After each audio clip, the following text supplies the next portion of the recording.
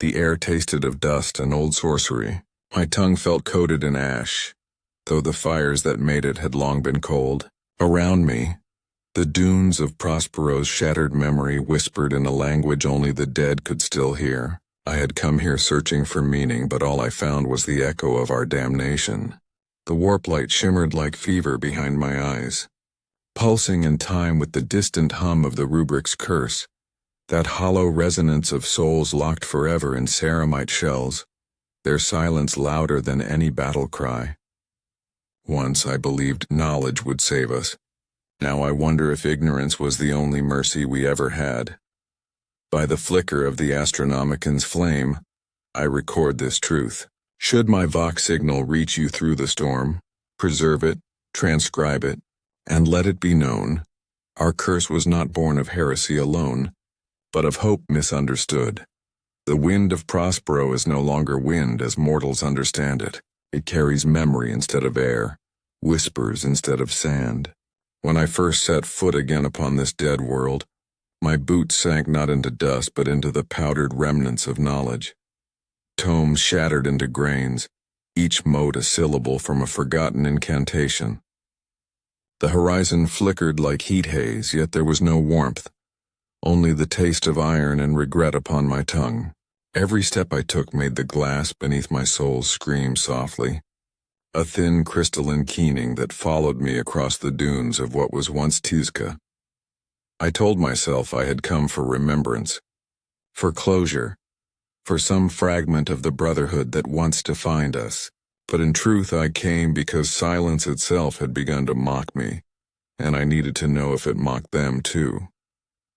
The hum began soon after. At first I mistook it for the static of my own psychic wards, a low oscillation deep within the Vox channels of my helm. But then it shifted, rising, falling, forming harmonics that trembled against the edges of my perception.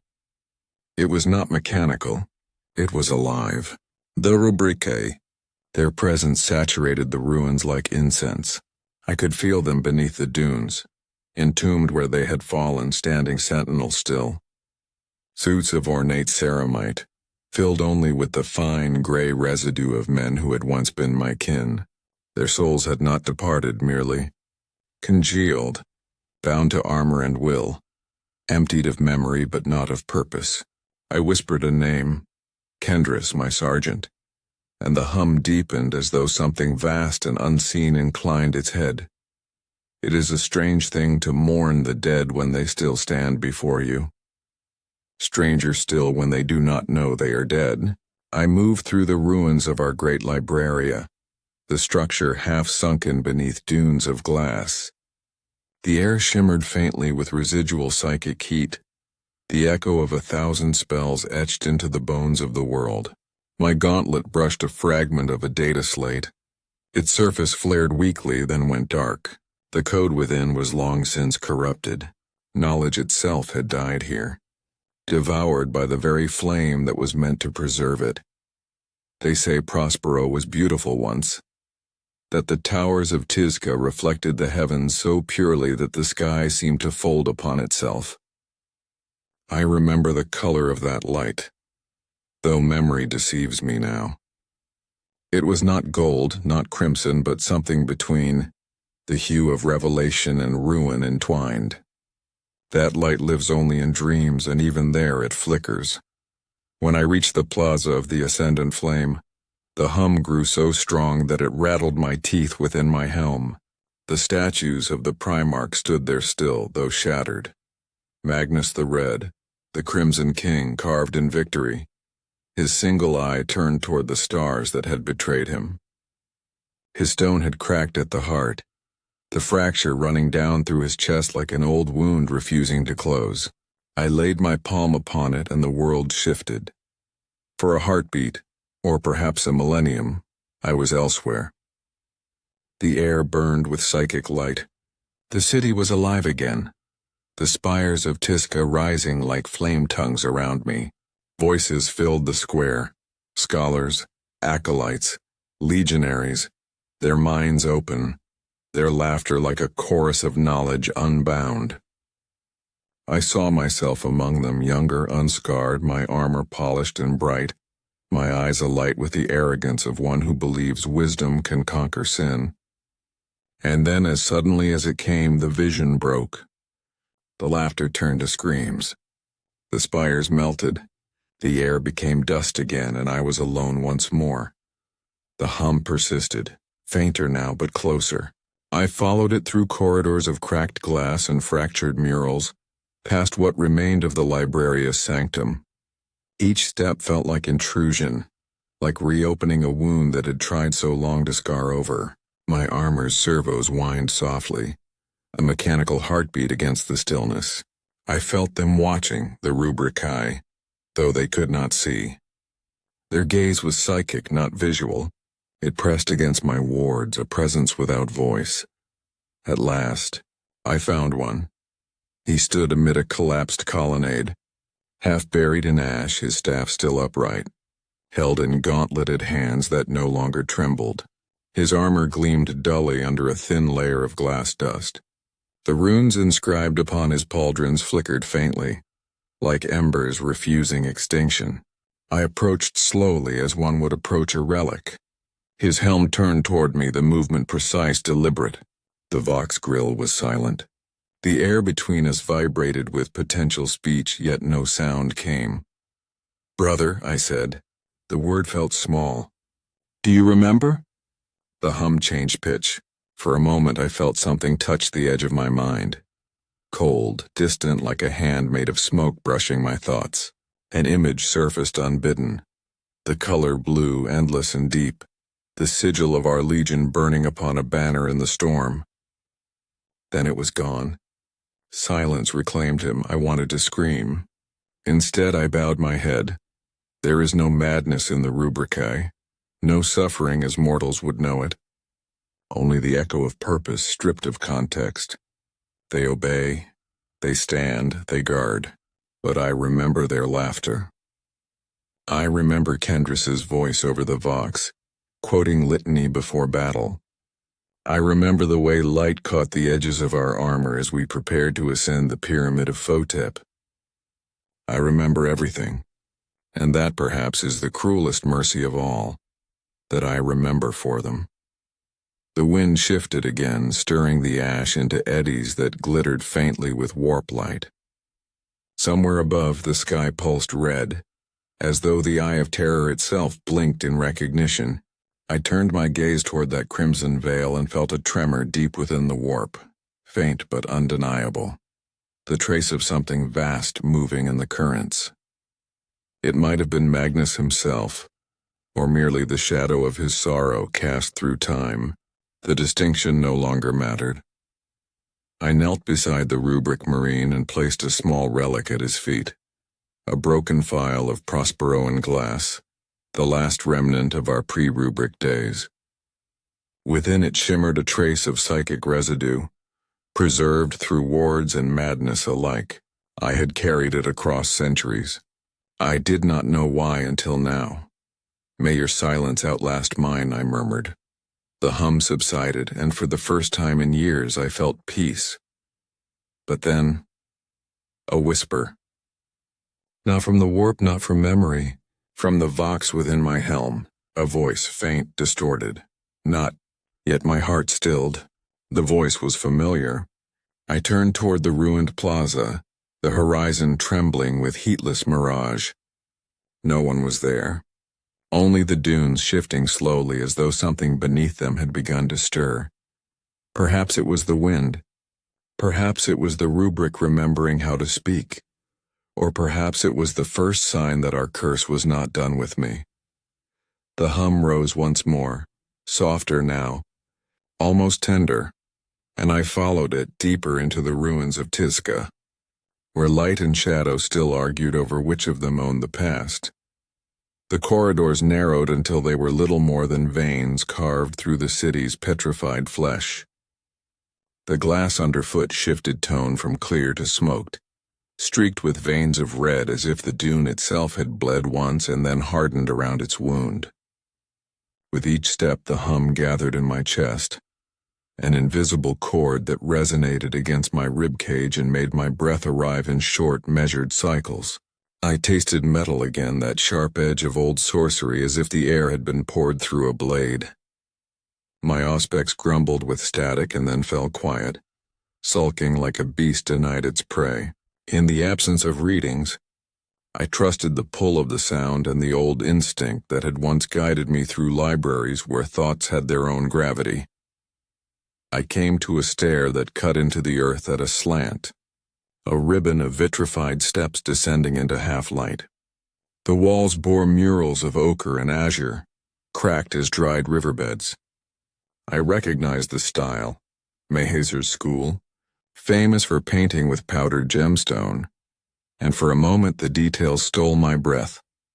A depiction of the great library's atrium, 1,000 lamps like trapped constellations, a robed scholar holding a data slate as if lifting a chalice, a Primarch silhouette rendered with a delicacy that bordered on worship.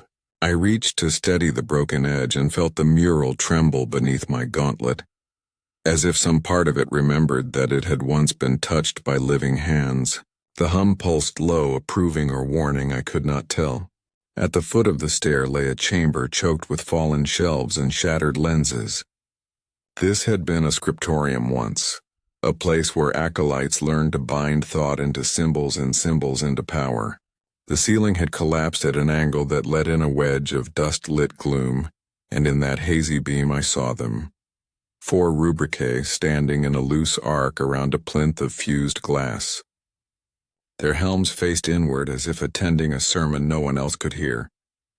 The plinth's surface was spidered with cracks that converged upon a small depression, and in that depression rested a coin-sized medallion of blue enamel and gold filigree, the imperial aquila surmounted by our own legion's sigil.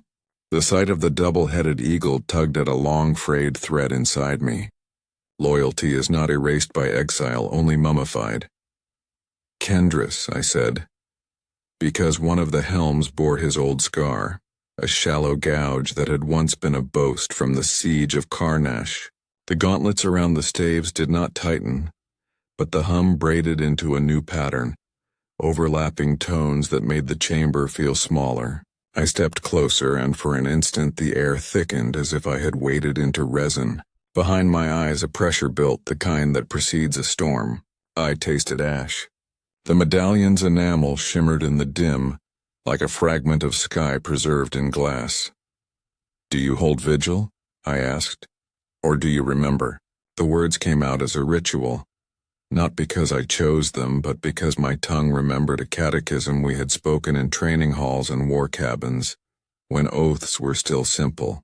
My external vox caught the edges of my voice and sent them back to me with a delay, as though another version of myself stood a heartbeat away.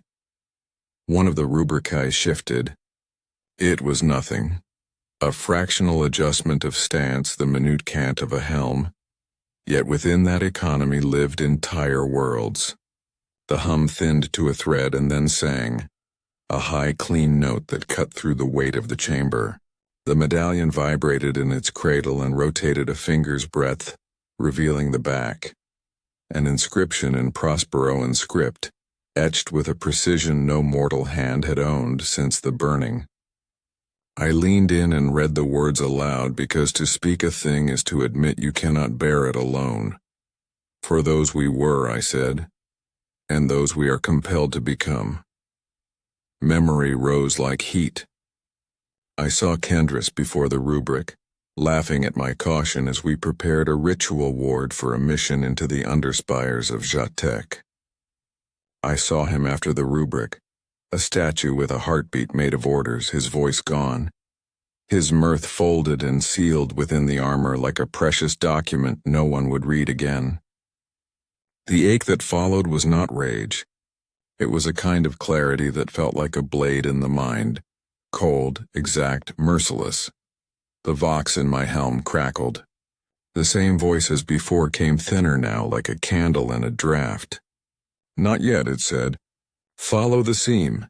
I turned without meaning to. There, along the chamber's right wall, A fracture ran in a jagged line, tight at the top and widening as it dropped toward the floor. Warp light had kissed it once. The edges glowed faintly where the glass had softened and rehardened. I stepped to it and pressed my palm flat. The wall sang. No mere resonance, a mapped tone, a lock that remembered the hand that made it. My armor's external plates were never meant for delicacy. Yet the pattern of pressure my palm offered seemed to please whatever mechanism slept in that seam. The line deepened and then misted, turning from glass to something like water.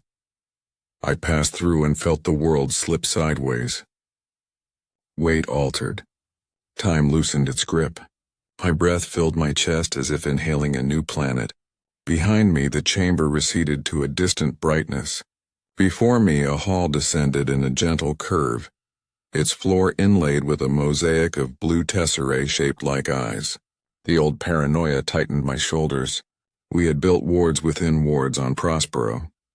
We had hidden our last truths where only our worst selves would think to look.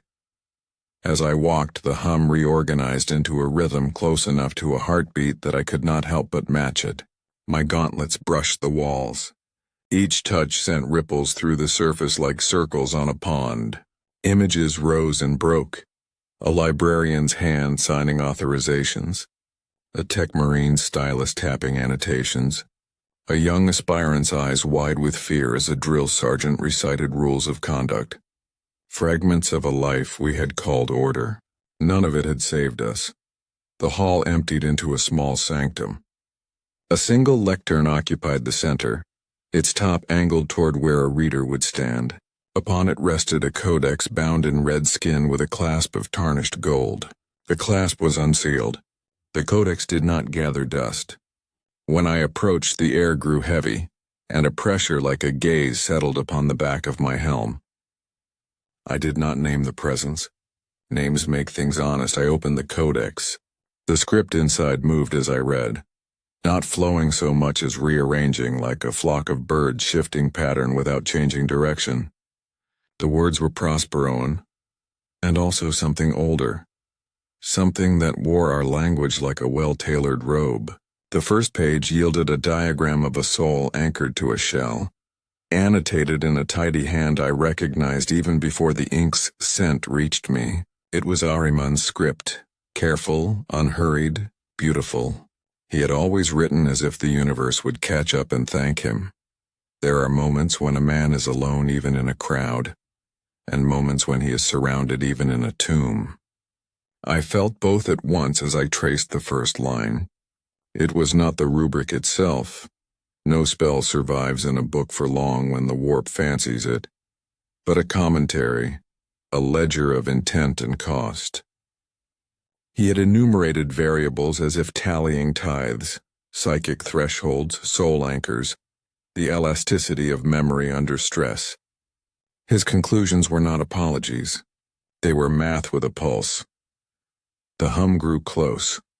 So close it felt like it came from inside my throat. I reached the final paragraph of the first section and found a word that had no translation, a symbol that was half equation, half prayer. My eye twitched.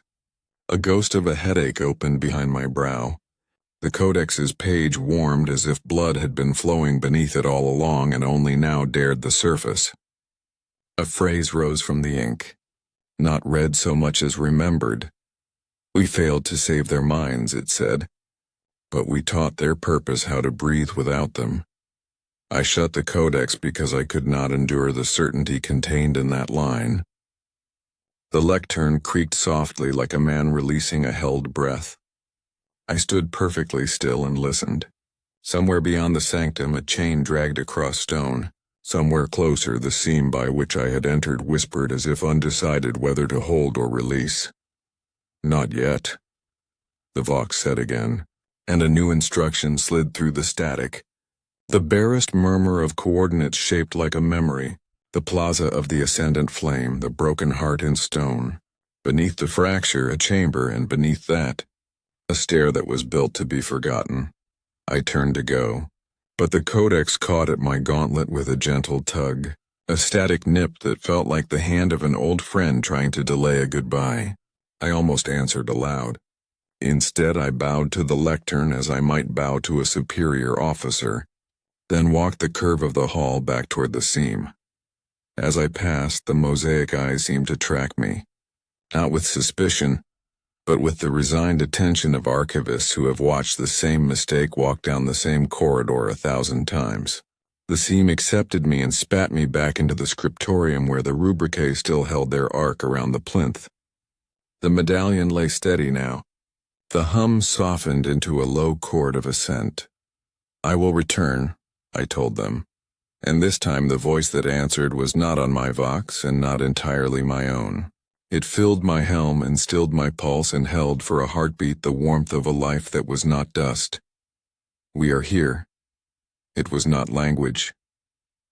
It was the shape of presence. It was enough. I left the chamber with the taste of iron fresh again, and the memory of the hum braided tight around my ribs like a promise that did not comfort.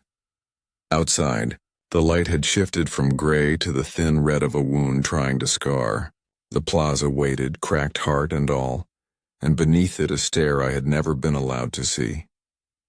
As I walked toward that fracture with the city's breath curling faintly around my boots, the dunes sighed and wept glass, and the old melody of our curse followed a step behind, patient as tide. The fracture was wider than memory had promised.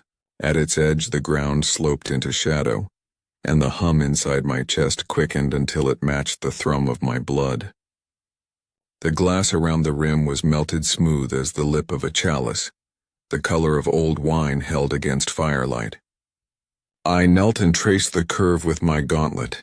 Faint warmth lingered, as if some forgotten hand had only just withdrawn. Below, darkness breathed, a slow exhalation that stirred the dust in shallow spirals. I stepped into it and the world inverted. Gravity hesitated, then remembered its duty, pulling me down a spiral stair carved through the bones of the city. Each tread was marked with runes too worn to read, though the lines of them still whispered sense. Protection, remembrance, despair. The air thickened with the scent of scorched parchment and wet stone. My vox picked up stray frequencies, ghost murmurs that rose and fell like the remnants of old transmissions. For those we were, one said, faint and fractured. For those we... Then it dissolved into static. The stair delivered me into a vault vast enough to hold an army's sorrow. Here the glass gave way to basalt, black and veined with crimson. Columns rose like organ pipes, each capped with a figure carved in Astartes' likeness. Faceless, helmless, their eyes blind hollows. Between them, sigils hung in midair, faint outlines of psychic residue that flickered when I moved. I understood then what this place was. Not a tomb, but a reliquary of intent. The echo of every spell cast on Prospero had pooled here, bleeding downward through stone and memory until it found rest. The hum resonated with the chamber's heart, a slow chord built from the ghosts of our own ambition. At the center waited a dais of black stone. Upon it a single sarcophagus-shaped containment field shimmered with faint warp light. Its surface bore no legion markings, only a simple inscription burned into the metal. We failed, so we endure. I approached, my boots stirring the thin film of dust into lazy vortices that caught the faint light and turned it gold. The hum steadied. Even the warp winds here seemed to listen. I extended my hand toward the field. It answered, rippling as if touched by rain. Within, the shape of a man lay still, a rubric marine motionless, his armor scorched but intact. Runes crawled over the ceramite like veins of light. I felt the psychic presence beneath them, faint but awake, as though he dreamed and knew he dreamed. My breath fogged the inside of my helm. "Brother," I whispered, "if you can hear, forgive us." A pulse answered, gentle as a heartbeat. Then a voice, not through vox, not through sound, but directly into the mind. "You came back." The shock nearly broke my concentration. I had not heard true telepathic speech since the rubric's casting. "Who are you?" "I managed Doc Kendris," the mind replied, though the tone was layered, fractured, his voice and another beneath it, deeper, older, or what remains. I wanted to kneel, to press my head against the barrier like a penitent at a shrine. Instead, I stood rigid, afraid that any movement would break the spell. "You are aware?" I asked. "After all this time?" "Awareness is a tide," he said. "It comes, it withdraws. Between there is only the hum, always the hum." It pulsed now in rhythm with his words, a vibration that rippled through my armor, through the bones beneath. "Why call to me?" I asked. "Why now?" "Because you still seek what cannot be known," he answered, "and because the rubric remembers itself through you." I did not understand, but the meaning pressed against the inside of my skull, like light seeking a crack. I glimpsed images. Ahriman standing in a circle of flame, Magnus kneeling before a burning sky, the moment of transformation seen from within the storm. Every soul stretched thin, drawn out like glass until it rang. Then the vision broke and I gasped, tasting blood. The containment field flickered. The figure inside shifted almost imperceptibly. "Do you see now?" the voice asked. "We are the echo. We are the ash. We are the proof that knowledge is hunger wearing reason's mask." I reached toward the field again, compelled, but a surge of psychic pressure slammed into my mind, a warning, not an attack. "Do not open it," the voice said.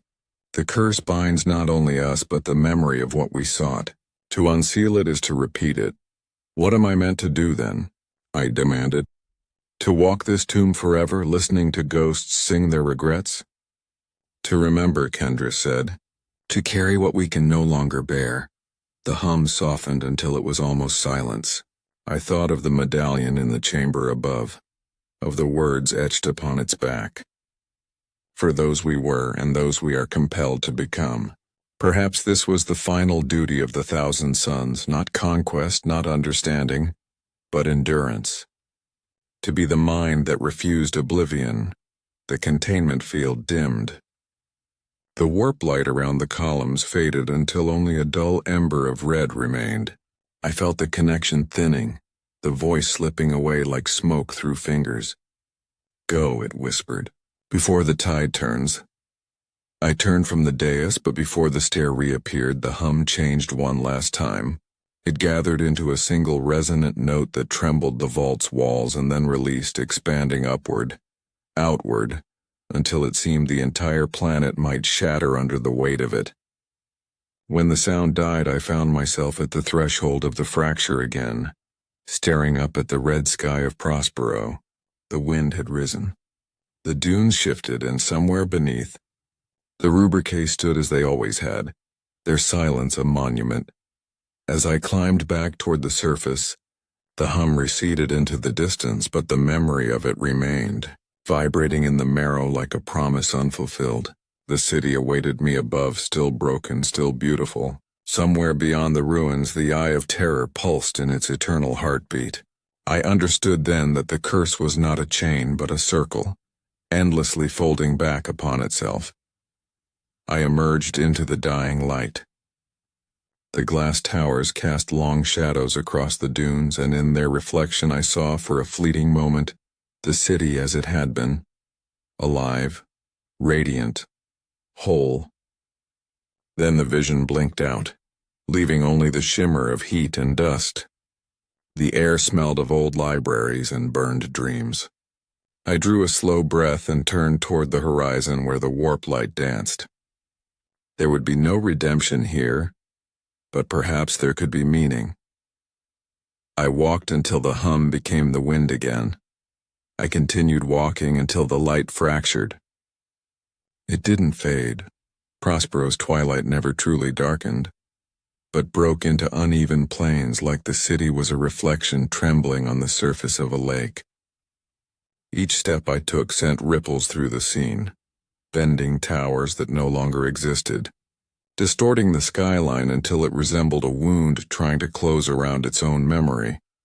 The hum that had haunted me since my arrival no longer sounded distant. It was within the bones of the place now, within my armor, within the marrow of thought itself. Each pulse came slower, heavier, as though the world held its breath between them. When I reached the plaza, the same where Magnus's statue once stood shattered, I saw that the fracture at its center had deepened. The stone around it had slumped, melted, then refused in jagged patterns that caught the light like veins of glass. Something below waited. I felt it breathing through the soles of my boots. I hesitated, but the whisper that had called me before returned. Softer now. Patient. The stare was built to be forgotten. It was no longer a warning. It was an invitation. I stepped forward, the ceramite creaking under strain, and descended into the crack. Below the plaza, the air grew still. Sound bled away. The glow of the eye above could not reach here, yet faint blue illumination lined the walls, throbbing in rhythm with the hum that refused to die. I followed the slope downward until it opened into a vast subterranean chamber. The walls curved outward, studded with crystalline protrusions that glowed faintly, casting rippling light across the floor. There was water, actual water, pooled in the center, a rare miracle in this world of ash.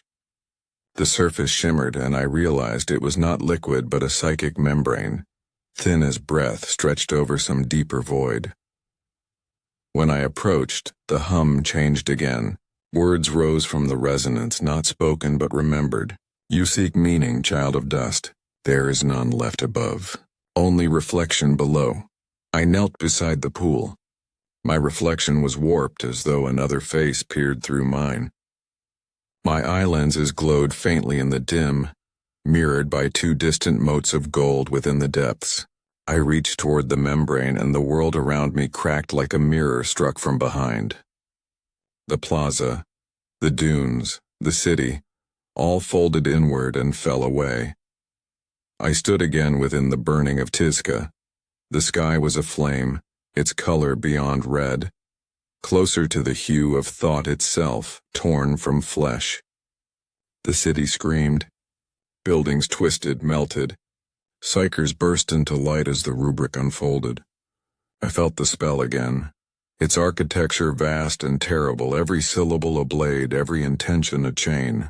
My brothers cried out across the Vox as the transformation consumed them.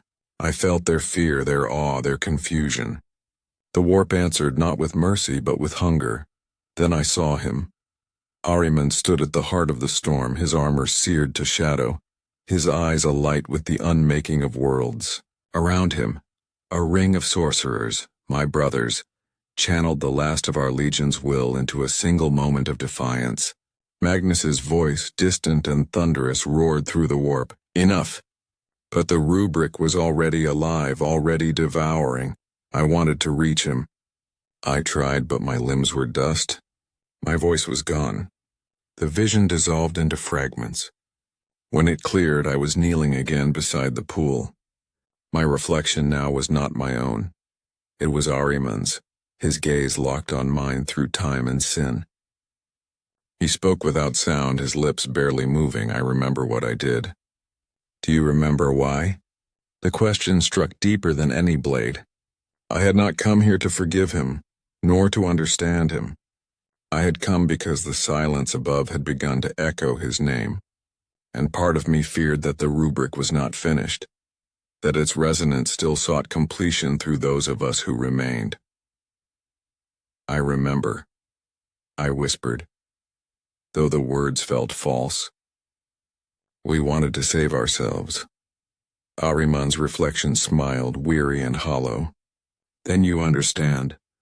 The curse was never the rubric. It was the need that made it necessary. The image shattered. The pool went dark. I stood alone in the chamber once more, the hum now faint and low, almost tender. The membrane beneath my boots quivered as if breathing, and then it released a single note. A tone so pure it cut through every barrier of flesh and armor alike. My mind reeled under the force of it. Images flooded in. The librarius of old, the study of runes, the laughter of scholars, the solemn promise of soldiers who believed knowledge could shield the soul. Then silence again. I realized the hum had stopped. For the first time since setting foot on Prospero, the world was utterly still. The absence of that sound was unbearable. It was as though the air itself had been taken away. I reached instinctively for my Voxlink, half expecting to hear Kendris's voice again. But there was nothing. Only static, the color of despair. Then faintly, a new rhythm began to beat in my ears, slow, organic, not the hum. My own heartbeat. I listened, disbelieving. It was stronger than I remembered, heavier. It filled the chamber like a drum calling across centuries. For a moment I imagined the Rubricae could hear it too, that somewhere above, their sealed armor might vibrate with that same pulse. Perhaps that was the purpose after all, not to find an ending, but to awaken memory. I turned from the pool and began the ascent back toward the fractured plaza. The way was steeper now, the air thicker, but the silence followed like a companion. At the surface, the ruins of Tizca waited, unchanged and eternal. The wind carried no hum now, no whisper.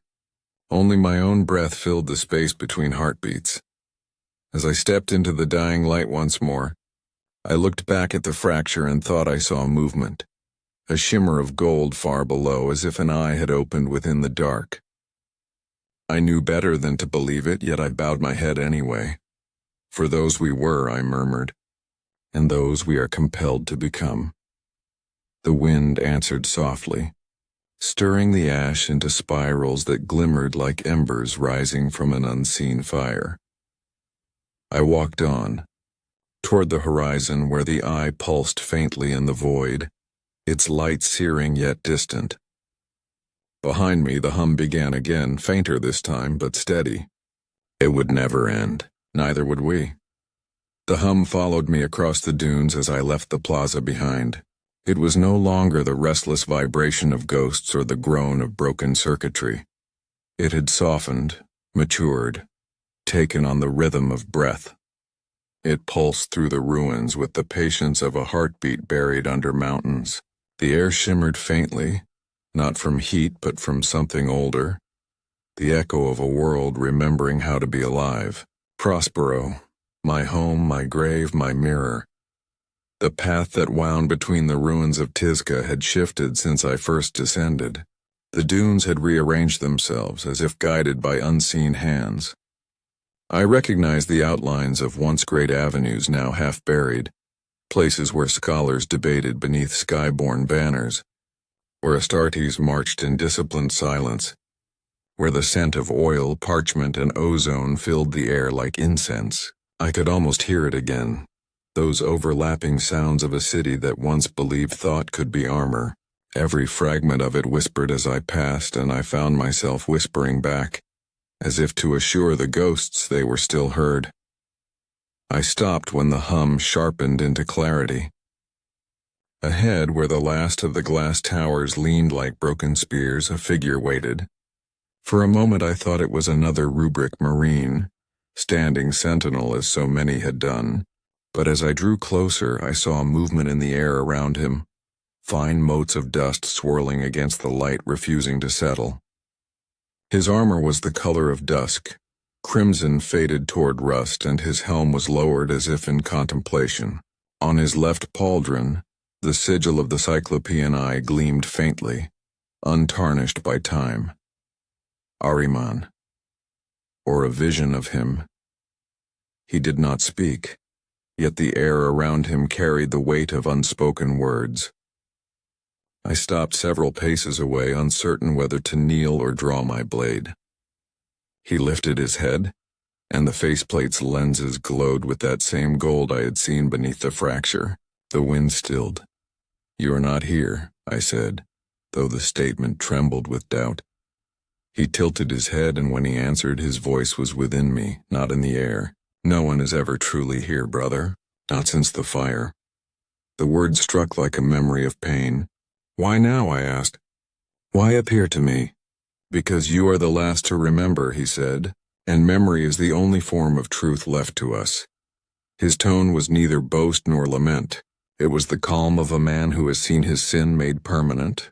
The hum around us grew quieter, as if even Prospero listened.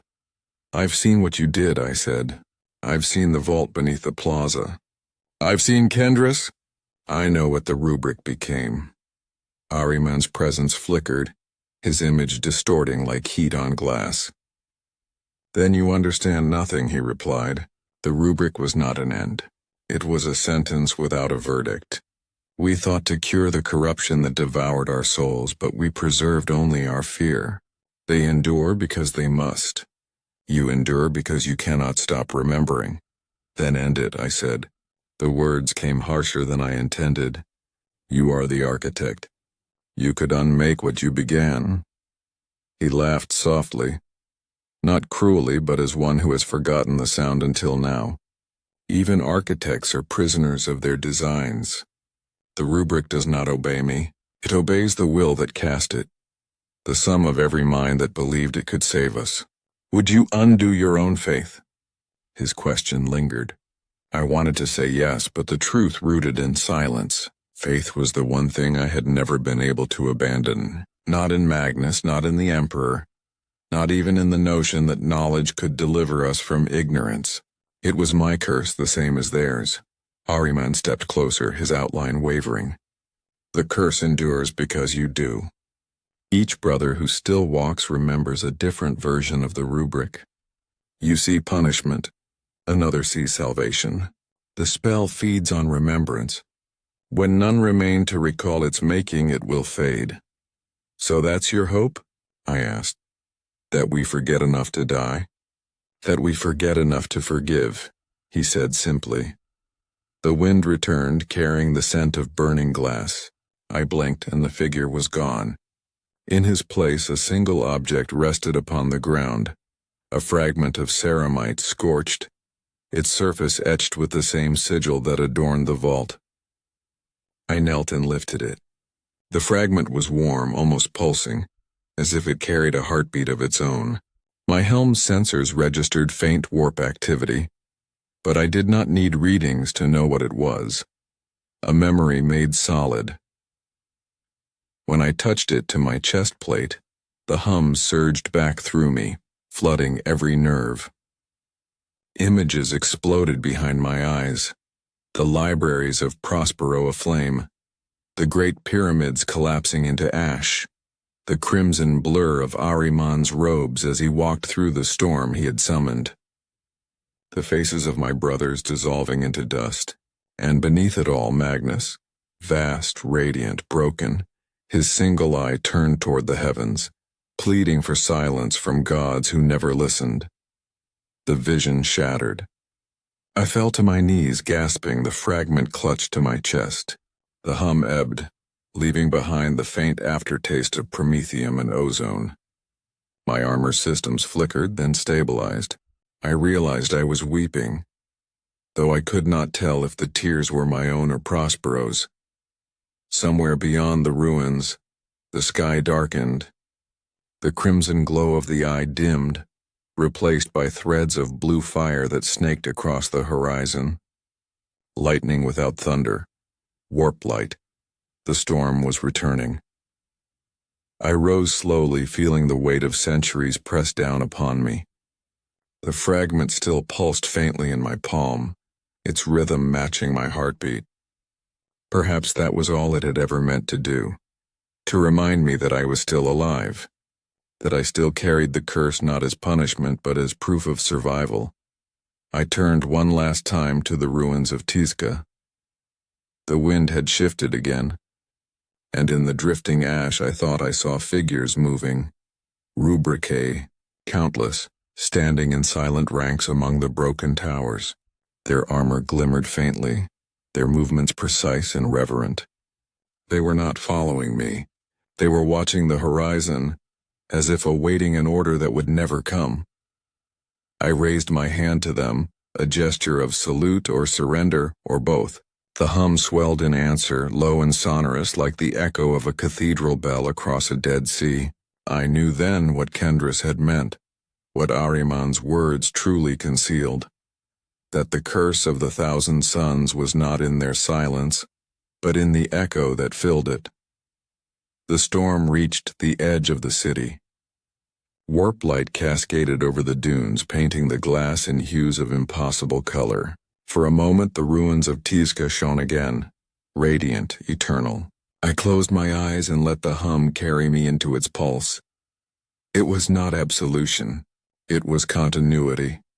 And in that endless vibration I finally understood that nothing in the Imperium is ever truly lost, only transformed, awaiting remembrance. The warp storm did not arrive as thunder or flame. It came as pressure, a weight upon the soul that bent thought until it screamed. The horizon folded in on itself, the eyes glow unfurling like a wound through which reality bled. The dunes trembled beneath my boots, each grain of glass vibrating to a rhythm that had no sound. The hum within me rose to meet it, harmonizing with the storm until I could no longer tell which pulse was mine. I stood at the edge of Prospero's broken heart, feeling the world remember its own death. The wind carried voices now, not the murmurs of Rubricae nor the echoes of lost psychers, but older tones, deeper, threaded through with the cadence of litany. It was the language of the warp given shape, and within it I heard fragments of Magnus's sorrow, of Ahriman's defiance, of every brother who had believed knowledge could be salvation. Their words braided together into a chant that made the air shimmer. We sought to see and we were blinded. We sought to speak and were silenced. We sought to endure and became eternal. The sky tore open. Blue fire spilled across the ruins, devouring shadow and ash alike. The glass beneath me liquefied, then froze again in a pattern of veins that glowed from within. The hum became a chorus. The Rubricae moved as one, hundreds of them, rising from where they had stood for millennia, their staves angled toward the storm. Their armor gleamed with renewed light, runes flaring, eyes burning faintly gold. They did not advance nor retreat. They simply stood, and through their silence I felt a single unified thought. Remember us. I stepped forward into the heart of the storm. The warp light rippled across my armor, crawling in serpents of brilliance that burned and healed in the same instant. My mind filled with fragments, moments I had lived and ones I could never have known. The raising of Tizca's first spire, Magnus teaching the discipline of focus beneath the twin suns of Prospero, the first whisper of mutation in the flesh, the sorrow in the Primarch's eye as he watched his sons unravel. Knowledge and loss intertwined until I could no longer separate one from the other. I felt my knees give way, but before I fell, the hum steadied me. It was no longer an external sound. It was my heartbeat amplified, multiplied, spread across every fragment of the city, every echo of every soul that had ever called this place home. The curse was not an affliction. It was connection. The resonance of what we had been, preserved against oblivion by the very spell that had doomed us. The storm coiled tighter, compressing reality into light. Within that radiance I saw a shape vast and distant, a silhouette crowned in fire, wings of thought unfolding across the void. Magnus, or what remained of him. His gaze met mine across the immensity of the warp, and in that single moment of recognition time ceased. His voice filled the silence between worlds, my son, my failure, my echo. I wanted to answer, to tell him he had not failed, that we had not been lost, that his dream of unity through knowledge had simply taken a form none could have foreseen, but the words would not come. My tongue was dust, my throat filled with glass. Instead, I thought the words and the warp carried them for me. We remember. The figure inclined its head, sorrow and pride woven into the gesture. Then it dissolved into light, The storm shuddered once, then began to fade, drawn back into the wound from which it had come. The dunes settled. The glass cooled. The hum returned to its steady rhythm, no longer thunderous but intimate, like a lullaby sung by the dead. When I opened my eyes, Prospero was calm. The ruins glowed faintly with residual warp light, tracing the outlines of what had once been. The Rubricae stood silent again, their armor dim, their staves lowered. The fragment of ceramite still lay against my chest, warm, its pulse now synchronized with mine. I knew what it meant now. Not a relic of failure, but a seed of endurance. The rubric had not destroyed us. It had crystallized us into memory so that we could not be forgotten. I turned toward the horizon. The eye of terror burned there, eternal, patient, waiting. Its crimson light caught the shards of glass that littered the dunes, setting them aflame one by one until the desert looked like a field of stars. For the first time in centuries, I felt no fear of it. The warp was no longer a chasm to be bridged, but a mirror reflecting what we already were. The wind rose, carrying the faintest trace of chant from the city behind me. The voices of my brothers bound in silence, yet speaking still through the hum. I closed my eyes and let it wash over me. The sensation was almost human. The memory of breath, of warmth, of belonging. I knew then that the curse of the 1,000 suns was eternal. Yes, but eternity itself had learned to sing, and so I began to walk, each step leaving a shallow impression in the dust that glowed faintly before fading. I walked toward the horizon where the eye pulsed, neither fleeing nor chasing, simply existing within the unending rhythm of the hum. Behind me, Prospero slept, dreaming in its glass cradle. Ahead, the warp whispered promises of revelation and ruin alike. In that endless twilight, I finally understood. The 1,000 suns had not been erased. We had become the echo between thought and silence, the space where all knowledge begins and ends. And in that echo, I could still hear the heartbeat of a world that refused to die. It began with light. Not the kind that warms or reveals, but the kind that devours. It crept first through the librarious halls, a shimmer at the edge of perception that bent every shadow toward it. I remember standing within the pyramid of Photep, surrounded by brothers murmuring the litanies of containment, their voices overlapping until they became the pulse of a single heart. The air tasted of copper and dust. Our breath fogged the lenses of our helms. Somewhere far below, in chambers sealed by 100 wards, Ahriman prepared the rubric. We did not yet call it that. To us it was deliverance.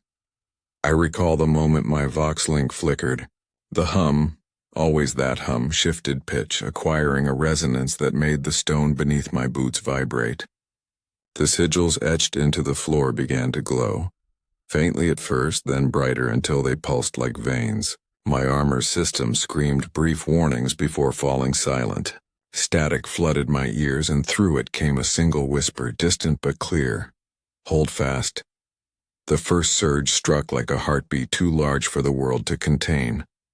Light poured through the walls, not through cracks or seams, but directly through matter, ignoring the difference between stone and air, between flesh and thought.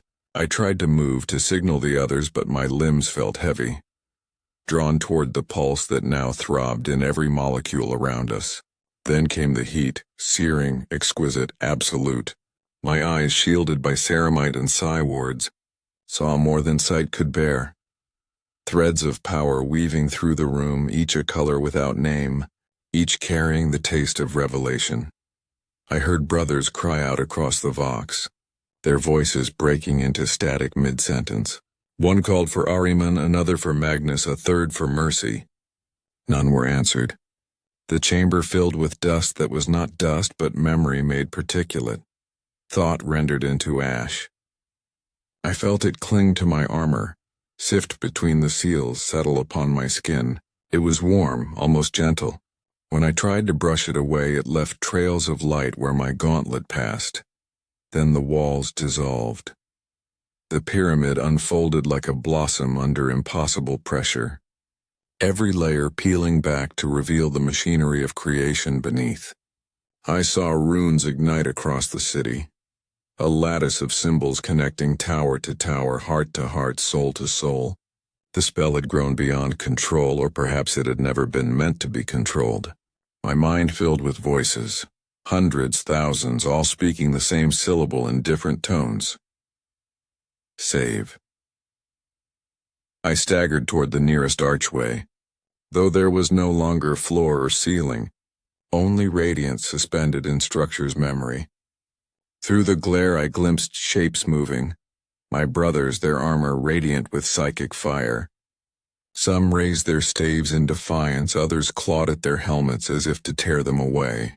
Their bodies flickered, half present, half gone, like candlelight in wind. Kendris was among them. His voice burst through the vox, raw, desperate. "It's eating us!" I tried to answer, but my words turned to static. I saw him reach toward me, his gauntlet stretching across the widening gulf. Between us hung a veil of blue flame. His armor shuddered. Runes crawled across it like insects. For an instant I saw his face through the helm's glass, eyes wide, lips forming a prayer we had learned as initiates. Then the glass filled with light and he was gone. Only his armor remained, locked in the posture of reaching. The spell's second surge struck then, heavier, slower, like the deep roll of an ocean turning to glass. My mind felt pried open. Every memory, every secret, every fragment of thought I had ever held shimmered before me in perfect clarity. I saw my childhood beneath Prospero's twin suns, my initiation into the Legion, the day Magnus spoke my name and called me son. The memories dissolved one by one into dust, each particle glowing briefly before being drawn upward into the storm that was consuming the sky. Somewhere above, the city screamed. Towers buckled, glass shattering into rain that fell upward, drawn toward the blazing wound in the heavens. I heard the chants of the sorcerers as they fought to contain what could not be contained. Their words blended into the rising wail of the warp itself, the universe protesting its own reflection. I fell to my knees, pressing my hands against the glowing floor. My palms sank slightly as if the surface were no longer solid but thought pretending to be stone. The rubric reached its peak, a moment stretched into eternity. The hum, our eternal companion, grew so loud it became silence. All motion ceased. I could feel my heart still beating, but even that seemed to happen somewhere far away, in another body, another life.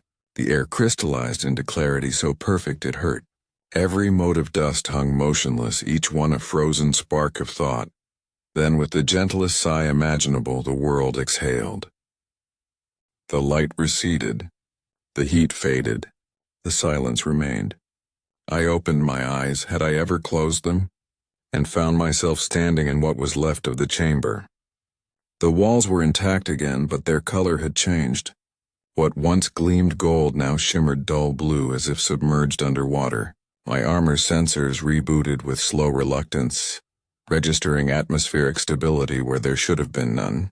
I looked around for my brothers. They stood where they had fallen, motionless. Dust clung to their joints in faint clouds settling into the lines of their armor. I walked among them, calling names over the vox. None replied. Their systems responded with silent acknowledgement beacons, active yet empty. When I touched one gauntlet, it was warm, almost alive, but there was no breath within. Kendris's armor stood near the far wall, his staff raised in eternal vigilance.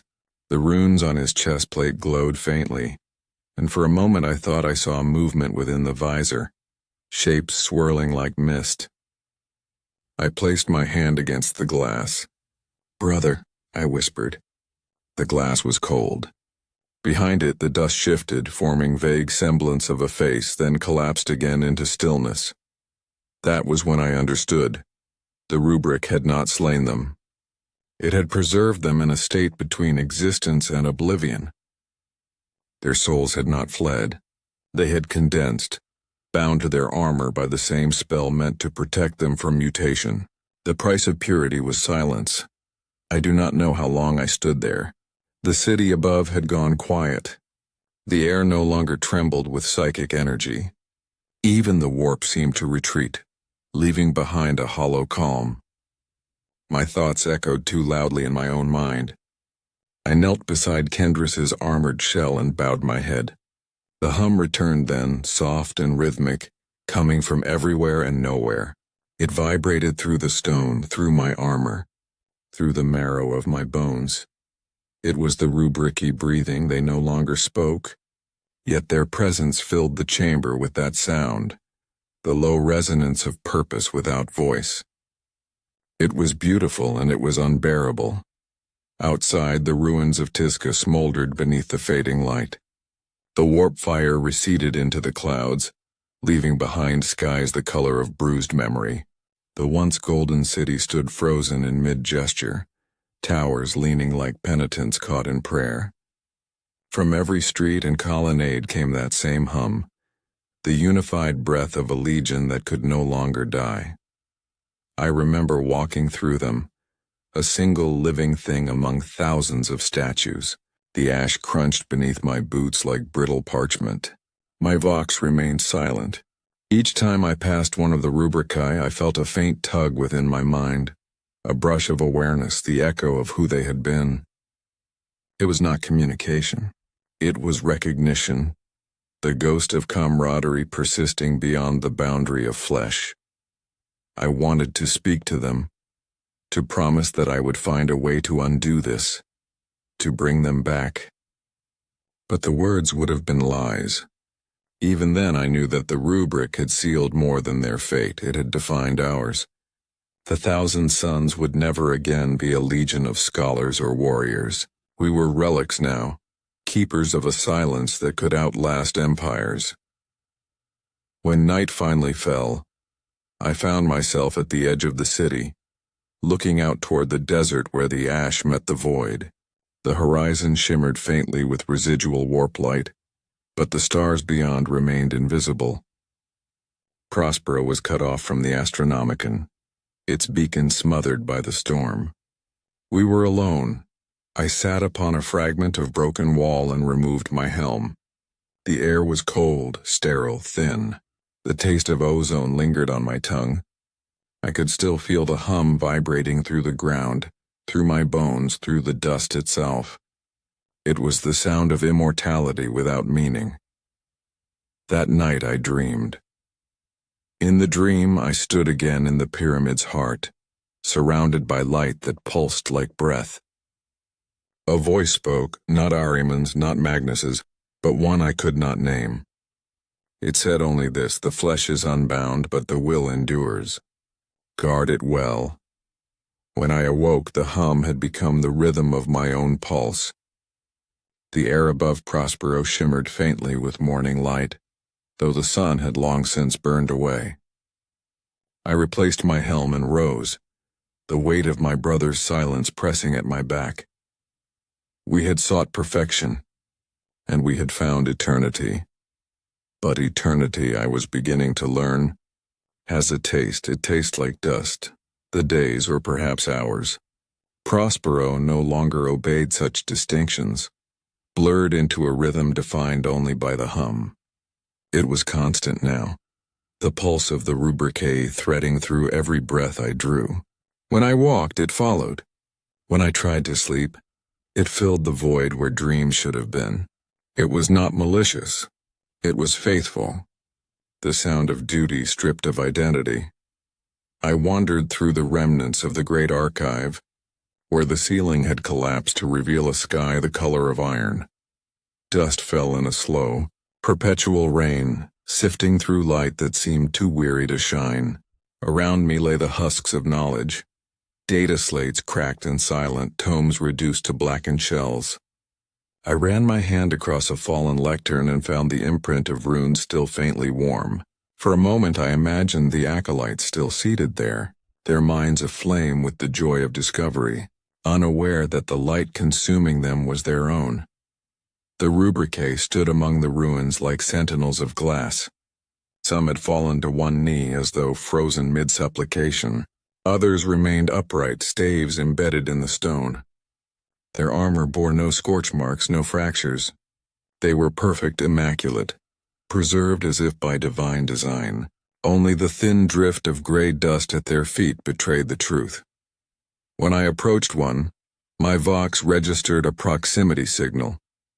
Its auspex still functioned. The machine spirit within acknowledged me with a soft ping, awaiting command. My throat tightened. There was no soul to command, no consciousness to receive the order.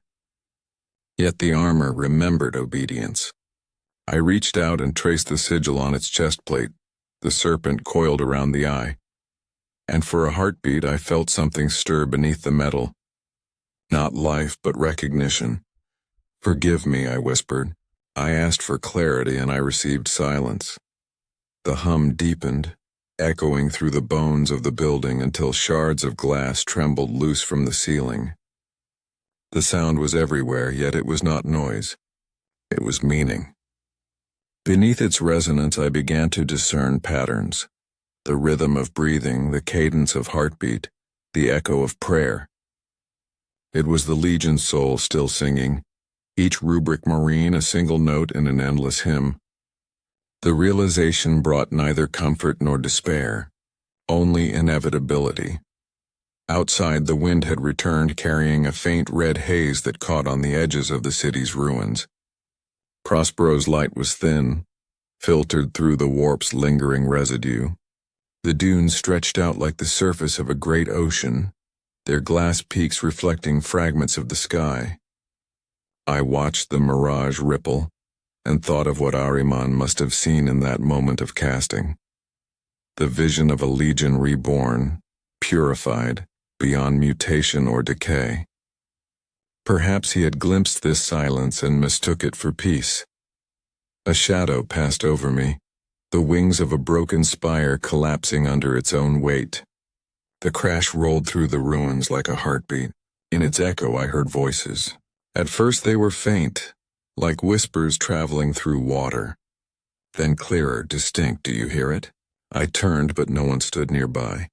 The rubrici remained motionless, their visors dark. The voice continued, threading itself into the hum. "We are not gone." My pulse stuttered. The words were not sound. They were thought vibrating along a path carved by memory. "I felt them rather than heard them, brother," it said. "You carry what we cannot speak, Kendris?" The name escaped before I could think to restrain it. The hum shifted, harmonizing, forming a melody so faint I could barely distinguish it from the wind. The tone was familiar, the rhythm of an old chant we once recited before battle. For a moment the memory was complete. The feel of armor locking into place, the warmth of camaraderie, the distant thunder of orbital guns. Then it faded, leaving only the echo. "I'm still here," I said to the silence, "but I don't know why." The answer came slowly, as though spoken by the city itself. "Because memory is the price of flesh." The phrase circled through my mind until it became indistinguishable from my own thoughts. The rubric had unbound the flesh, yes, but it had bound memory instead. Into armor, into dust, into the very air. We had traded mutation for eternity. I had survived the casting only to serve as witness, the one who could still walk, still think, still remember. Perhaps that was the true curse, to remain aware among the unthinking, to carry their silence like a heartbeat too loud. A tremor rippled through the ground. Distantly the warp howled, not the storm of before, but a low sigh like a sleeping beast turning in its dreams. The hum faltered, then resumed, slower now, heavier. I felt the pull of exhaustion, the weariness of centuries compressed into the span of a few breaths. My legs gave way and I knelt amid the ash. Through my visor I watched the dust rise and fall in rhythm with my breathing. Each particle caught the light, glinting like fragments of thought. I reached out, letting it settle on my palm. The dust seemed to pulse faintly, as though each grain contained a heartbeat of its own. When I closed my fist, I felt warmth, fleeting, fragile. It was the last vestige of who we had been. Scholars, warriors, seekers of truth. All of that now reduced to dust and hum, yet even dust remembers the shape of the hand that held it.